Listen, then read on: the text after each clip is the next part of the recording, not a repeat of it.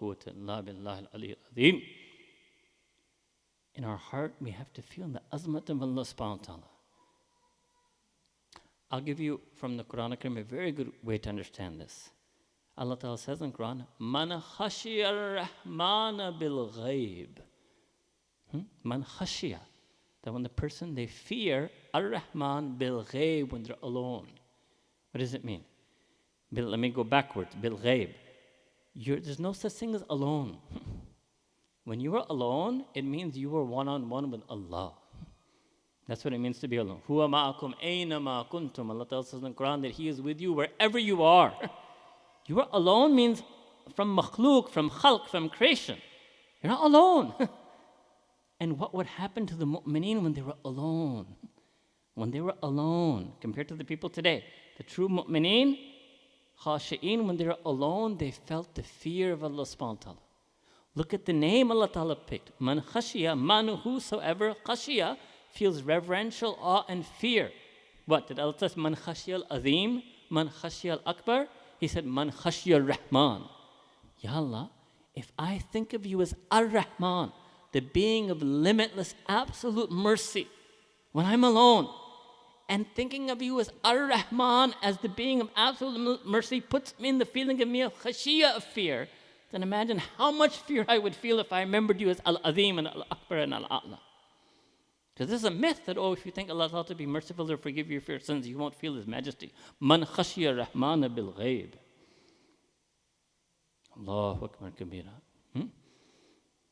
And what do? When we're alone, we sin.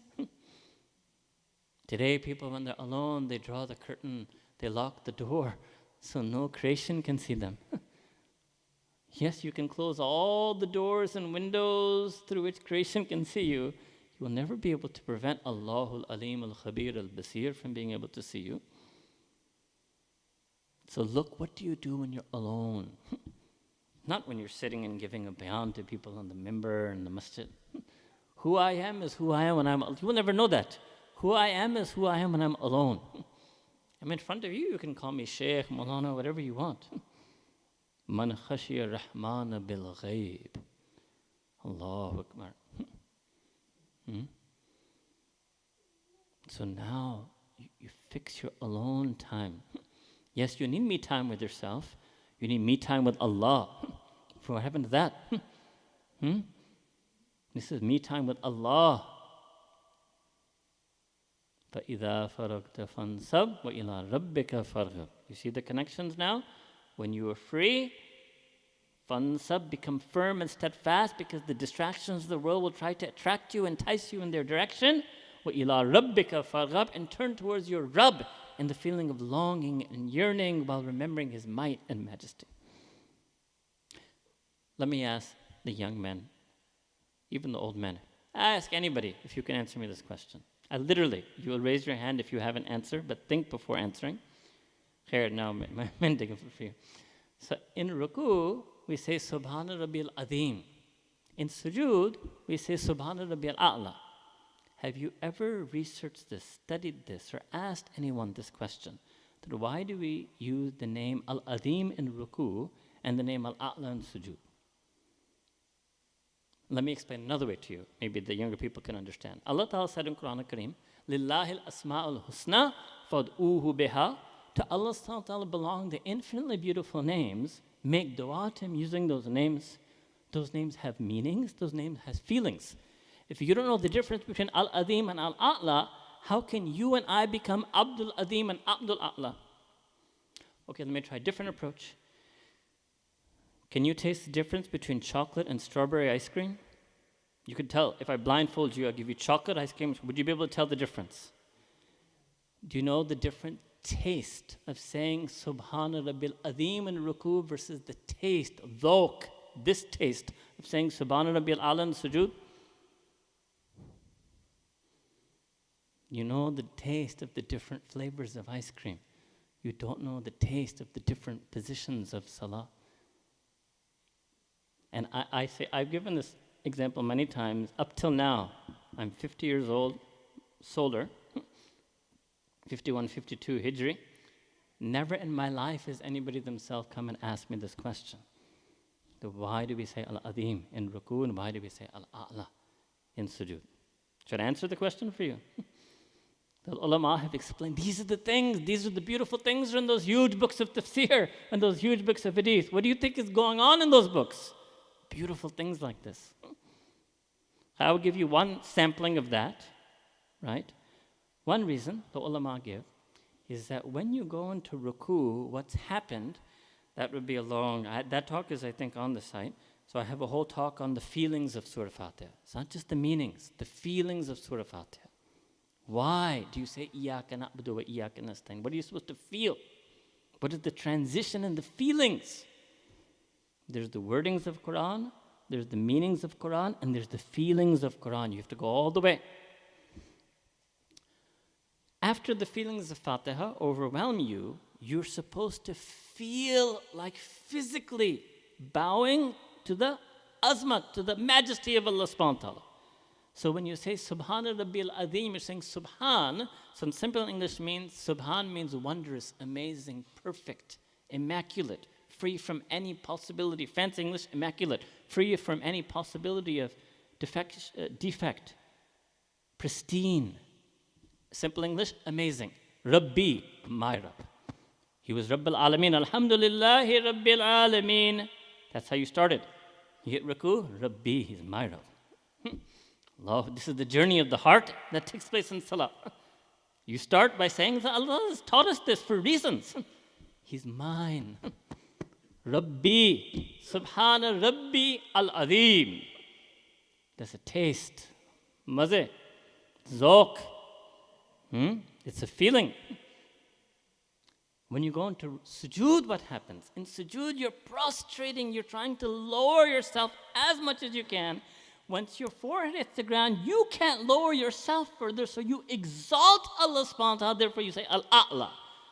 Because the qurb with Allah subhanahu wa ta'ala, and that's ayat sajda, if I recite that, you will have to make sajda, but Allah ta'ala says in Quran that make sajda and you will get qurb.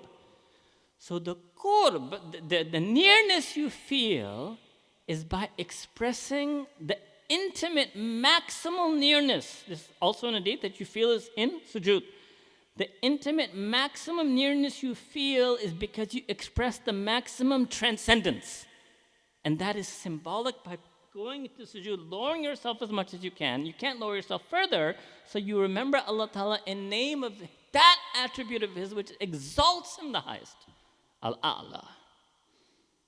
Different feeling, different position. So Subhana Rabbil Azim in ruku, Subhana Rabbil A'la in sujood.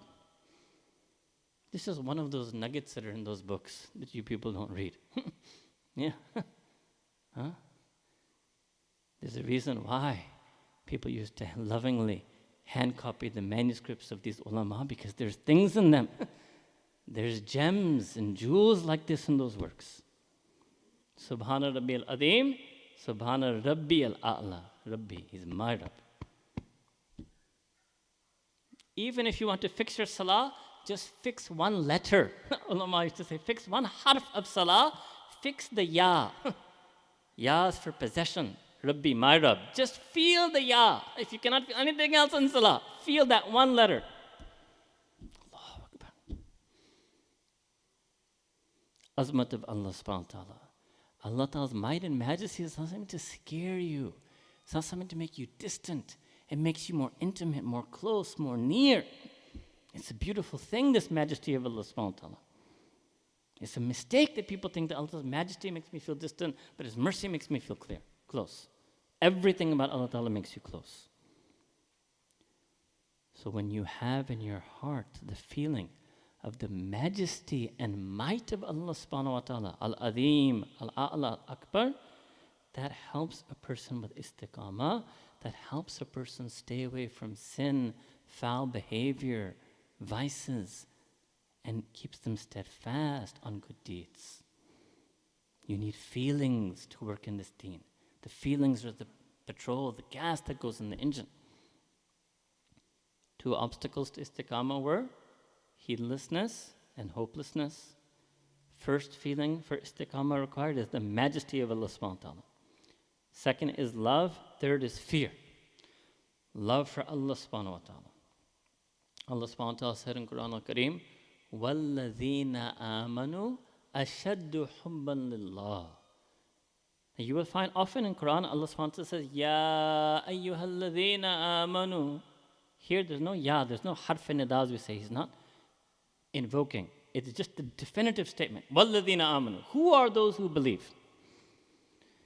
There's so much to tell you people. I'm like maybe there's some here today, I'm like the Pakistani auntie that somebody has come to their house for the first time and she's cooked 20 dishes. I'm cooked 20 dishes for you and I want to feed all of you everything in those dishes. But your time is limited and your patience is limited. Your endurance, your stamina. And my time is also limited. I'm trying to feed you the entire menu of 30 years in one small post-Maghrib talk. Subhanallah. Allahu Akbar. Difference between Alladhina amanu and mu'minun. There's also difference. How can I do this for you in English? Alladhina amanu. Those who profess faith. Al-mu'minun, the believers. This is called balagha in Quran. This is balagha, another discipline of learning. So you feel, it's the purposes that you feel, not you can get academic and say the word rhetoric. It's for the feeling. Alladhina amanu is a different flavor. Remember the chocolate strawberry? The word alladhina amanu is a different flavor. Al-mu'minun is a different flavor. If you were eating ice cream and you couldn't taste the flavor, you'd go to a doctor. If after 2-3 times, you'd go to a doctor because this would not be a tolerable situation for you, that how is that I'm eating and my tongue cannot taste the food? How is it that you're praying salah and your heart can't taste the salah and you've never gone to a doctor for this? Losing the taste of your tongue would not be tolerable for you for days, but not able to experience the taste of the sweetness of iman and salah has been acceptable for years or decades. Alladhina amanu, walladhina amanu. And those who have adopted iman just by the very fact of professing that first kernel of iman. Ashaddu hubban lillah. They're extremely intense in their love for Allah subhanahu wa ta'ala. This is the definition of who a believer is, and it's Allah Ta'ala's right alone to define who has iman, and He does it in Quran. وَالَّذِينَ آمَنُوا أَشَدُّ حُبًّا لِلَّهِ. So that means our very iman. Again, mistake people think, oh, the lover of Allah Ta'ala is some high Sufi status. What are we talking about? وَالَّذِينَ آمَنُوا. That's why I explained to you. That's the very beginning. وَالَّذِينَ آمَنُوا. It's the very basic, fundamental act of iman. The most ordinary, commonplace, regular believer. It's not some elite activity. नहीं समझे ये उशाक जो है ना ये कोई सूफिया का खास तबका नहीं है आम मुअमिन आशिक होता है 1 or 2 lines in Urdu is the same thing I said in English, don't worry. Anything I say in Urdu I will already have said it in English or I will say it again in English. وَالَّذِينَ آمَنُوا أَشَدُّ حُبًّا لِلَّهِ. That those who adopt iman are extremely intense. Ashad, not even shadid, ashad. In their love for Allah subhanahu wa ta'ala. What does it mean? If you want to be a believer, it's not just saying La ilaha illallah, that's shahada. To be a believer means to be the mad, passionate, crazy lover of Allah subhanahu wa ta'ala. That's what Allah ta'ala said in Quran. That's who believers are. Now, when a person has love, they have istiqamah. You see the love the mother has for the child? That she has istiqamah. She'll never say, oh, tonight I'm too lazy to get up, the baby's crying. Allahu Akbar. Even she's now 70 and the son is studying university, is coming home. She'll never say, no, I'm too lazy now to wake up and make the food for him. Why? Where does the mom get this istiqamah? From the love, from the feeling of love. Infinitely more, the believer was supposed to channel that intense love for Allah subhanahu wa ta'ala, as He is described in Quran al-Kareem, for istiqamah. On deen. As-siratul mustaqim. Nahi samjhe?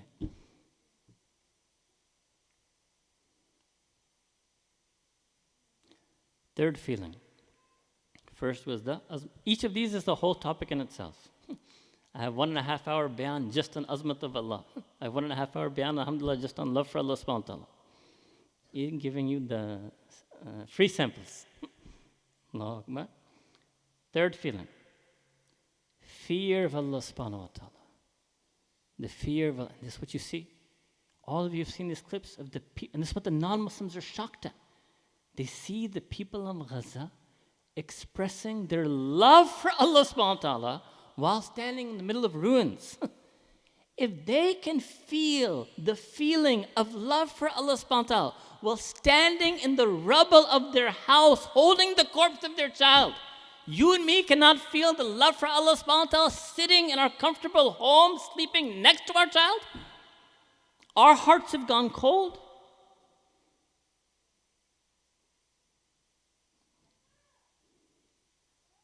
وَالَّذِينَ آمَنُوا أَشَدُّ حُبًّا لِلَّهِ. Third feeling, fear. مَنْ خَافَ مَقَامَ رَبِّهِ وَنَهَى النَّفْسَ عَنِ الْهَوَىٰ. Man, whomsoever, khafa, khawf, fears, maqam rabbihi. It's not an Urdu translation. Maqam is not Urdu maqam. The status of their Rabb. Maqam means the day that they will stand in front of Allah subhanahu wa ta'ala. Maqam is ism zarf makan in Arabic grammar. That person who fears the day or the time, zarf makan, zarf zaman, that they will stand in front of Allah subhanahu wa ta'ala. They're thinking about the day of judgment. وَنَهَى النَّفْسَ عَنِ الْهَوَىٰ.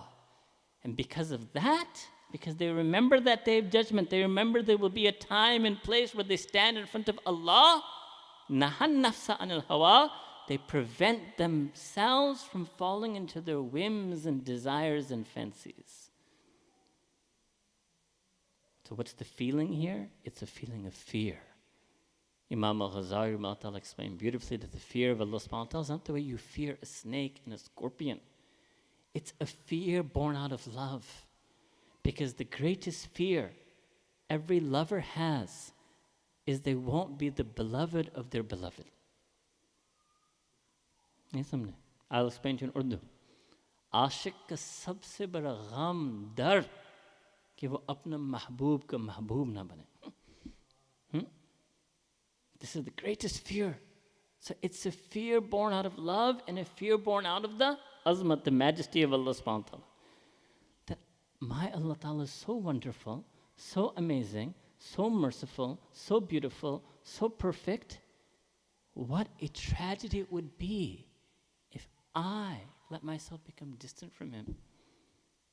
The Arabs used to say, لِكُلِّ شَيْءٍ فَارَقْتُهُ مِنْ إِوَذٍ وَلَيْسَ لِلَّهِ فَارَقْتُهُ مِنْ إِوَذٍ. That for every single thing in this world, if you lose it, there's a substitute. But if you lose Allah subhanahu wa ta'ala, there's no substitute.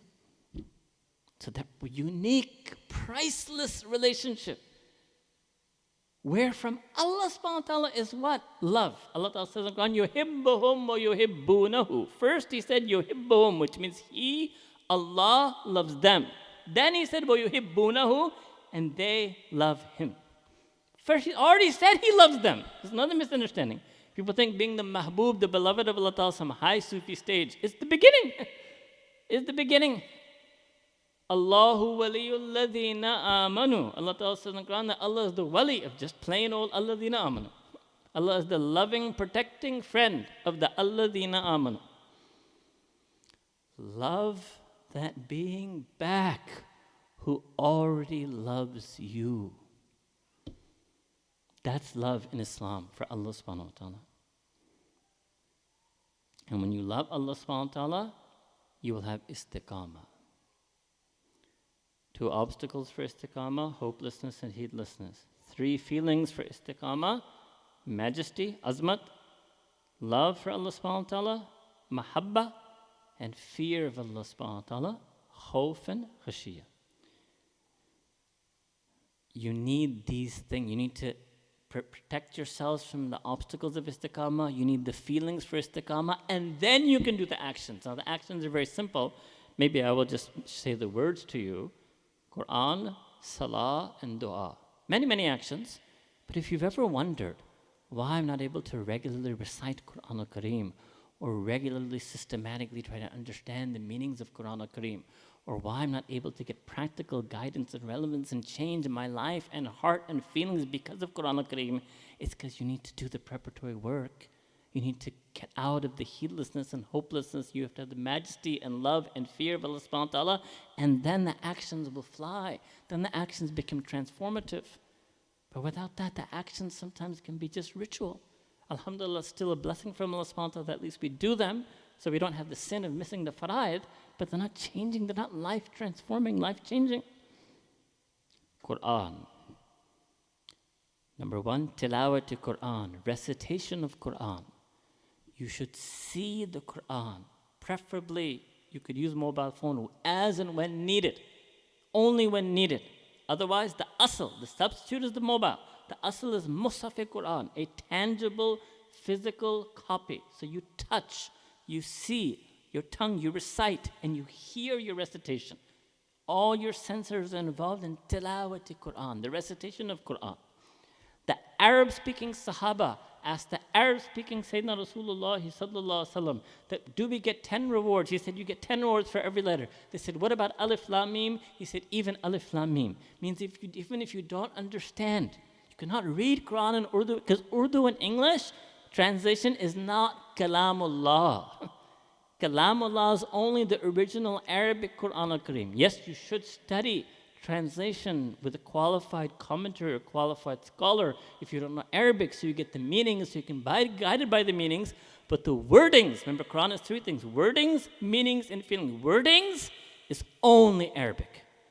So even if you don't know one word of Arabic, you have to do recitation of Arabiya, Quran and Arabiya. And try to learn tajweed and beautify the recitation to your maximal ability. Some of us, mashallah, could actually be much better in tajweed. We have not maxed out, explored our potential. We have untapped potential. Second thing with Quran al-Kareem is the meanings of Quran. That I've already explained is through a qualified translation with scholarly commentary or instruction.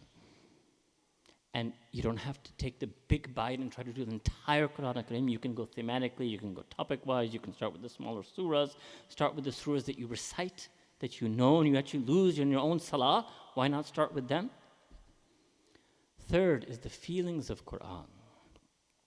So today was an example of that. These topical presentations try to help you feel.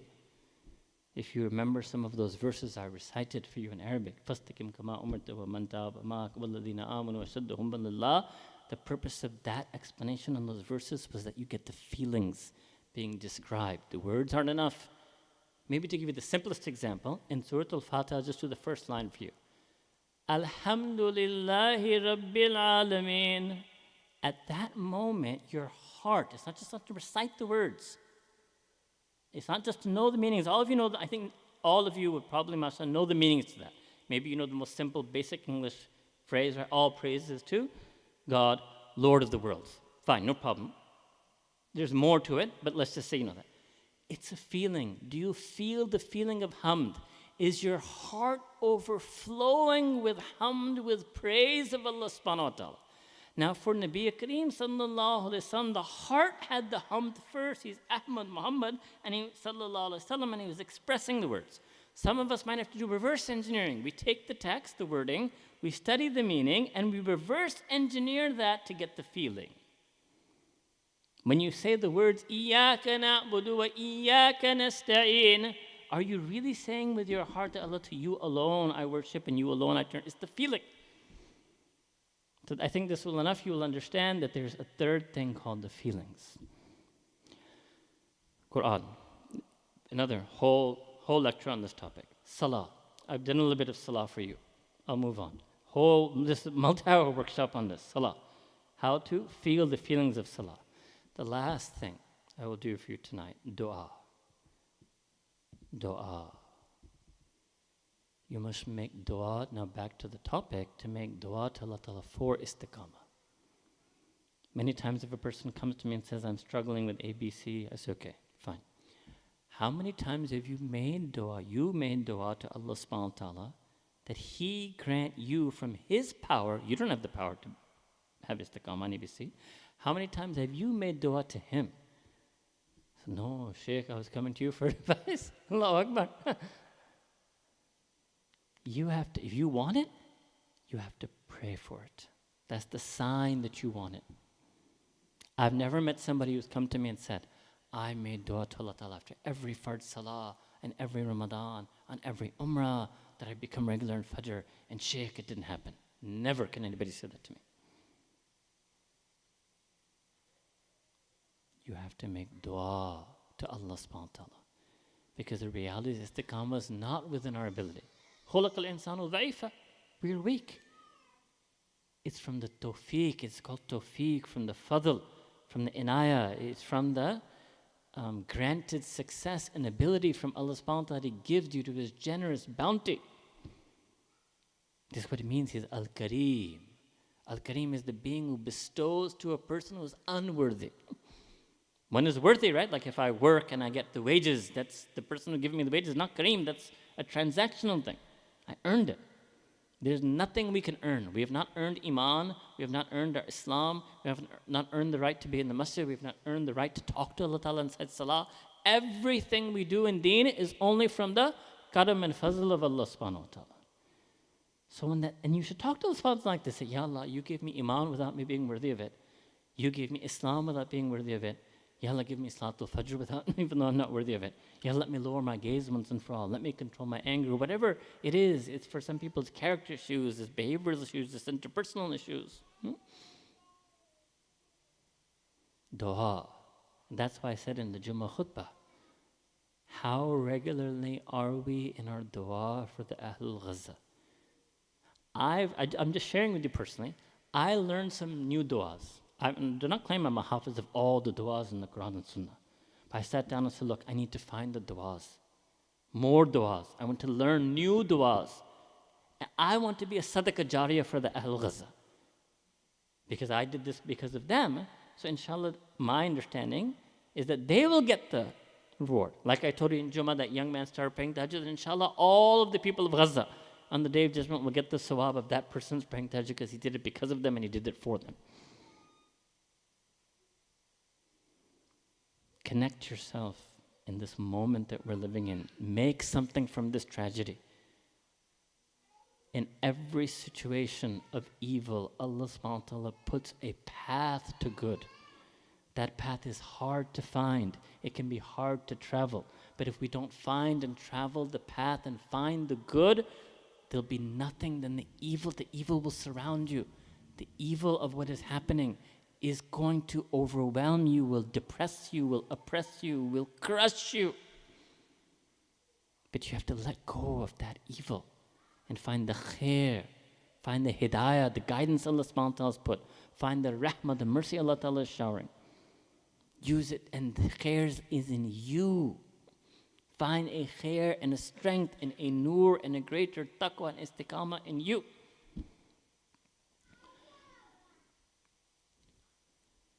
Alhamdulillah. This is what I wanted to share with you. I think I'll actually skip the Q&A. Yeah. I prefer to leave it on this note, inshallah. My new friend, inshallah, one day we'll have time to sit and talk. Imam Yusuf Rios will answer your questions, inshallah. It's enough now. You need to think.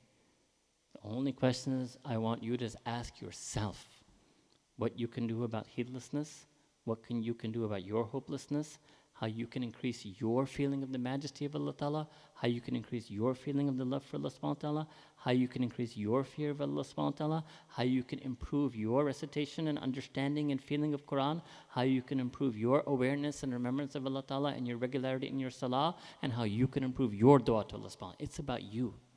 I say that first to myself. If I walk out of here and I don't change in the next 24 hours, I'm bigger munafiq than all of you. I put myself in situations like this to push myself. I shame myself. If I go home and then between tonight and tomorrow I don't say some extra dua, I don't better, I shame myself. That who am I to go and sit in front of people and say all these fancy words just because I learned a few words of Arabic and I'm not even changing myself. I want you to push yourself. You're your own Shaykh. Yeah. You need to become your own Shaykh, your own ustad, your own coach, your own guide. You need to be disciplined. MashaAllah, some of you have actually achieved success of different levels in this world. The same tools, tips, strategies, techniques, hard work, discipline, motivation that you use to succeed in the dunya, you have to use all of that all the more on your deen. then you will have istiqamah. And mashallah, many of you have istiqamah in dunya. So think about that. How is it that I'm regular? I never miss a final exam, but I miss Fajr. I never miss a meeting if my boss called me, but I'm missing the meeting that Allah Ta'ala called me to. If you have so much istiqamah in so many areas of your dunya, and you're lacking that, your own experienced, lived level of istiqamah in dunya, you're lacking it in deen, you need to ask questions to yourself. I'm sorry, sometimes the visiting uncle, the uncle comes in and he can be a bit tough and then he gets to go away. And then your local imams, parents, they'll be more soft and gentle with you. So I'm the uncle. We used to say in Pakistan, Chacha khair deen. Allahu Akbar. The uncle who wishes khair for the deen. Jazakumullah khair. It's my honor and pleasure to come and sit and spend some time with this community. My heart's dua for you. I request that you remember me and my family in duas. All of our families are struggling on deen. All of us are living in this time of fitna and test and trial and tribulation. May Allah Ta'ala give us tawfiq. Wa akhir da'wana. And alhamdulillahi rabbil alameen. Subhanallahi walhamdulillahi wa la ilaha illallah wallahu akbar. Subhanallahi wa bihamdi subhanallahi al-azim. ربنا آتنا في الدنيا حسنة وفي الآخرة حسنة وقنا عذاب النار.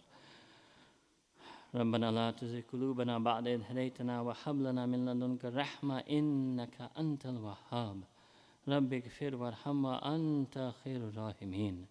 Ya Rabbi Kareem, we ask that you shower your rahmah upon us, your mercy upon us, your maghfirah on us, your forgiveness on us. Ya Rabbi Kareem, forgive us for all the sins that we did in our life. Forgive us for all the opportunities we squandered. Forgive us for all the time that we wasted. Forgive us for all of the ghafla that we were in. Ya Rabbi Kareem, take us out of every heedlessness, every futile pastime. Ya Rabbi Kareem, make us value the time that you have given us, value the blessings that you have given us. We want to use every atom and core of our being, every ni'man, bounty and blessing you're giving us in your ibadah, Ya Rab, in the khidmat of your deen, Ya Rab, in dawat of deen, Ya Rab, in khidmat of this ummah, Ya Rab. We want to use everything that we have for you. Iyaka na'budu wa iyaka nasta'een. And to you we turn for help in that. Ya Allah, guide us, Ya Rab. Protect us, Ya Rab. Remind us when we forget. Forgive us when we sin. Guide us when we go astray. Protect us from the enemies from without and within.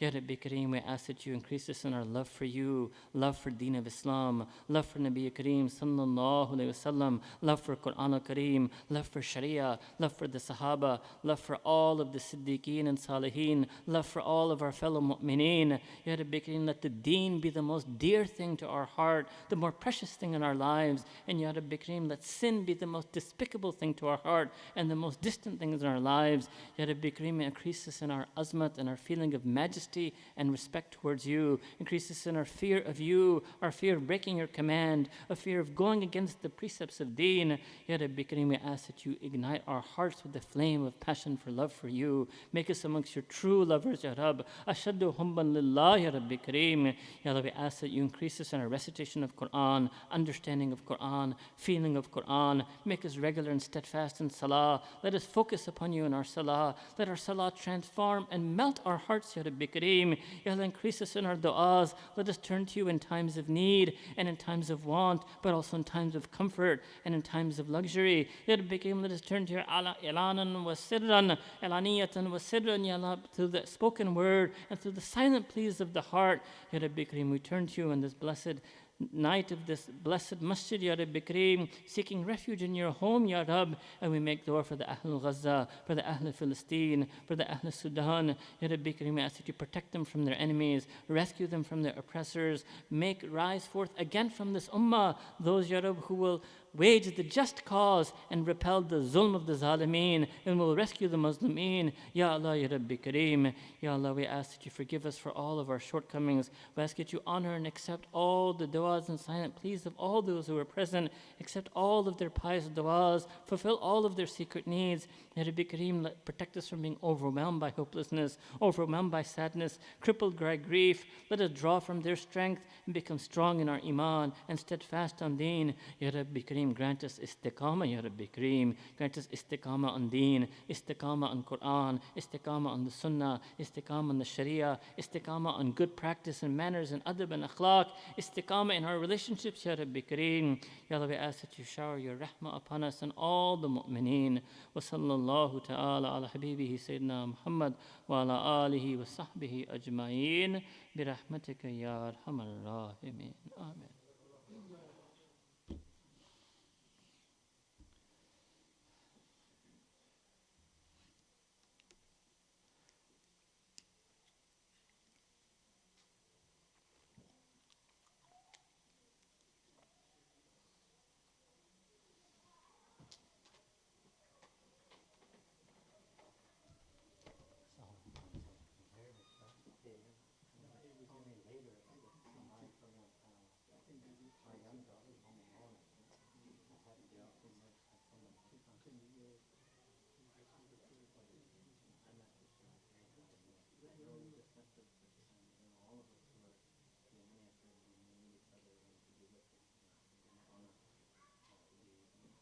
I know I just met you, so you would take some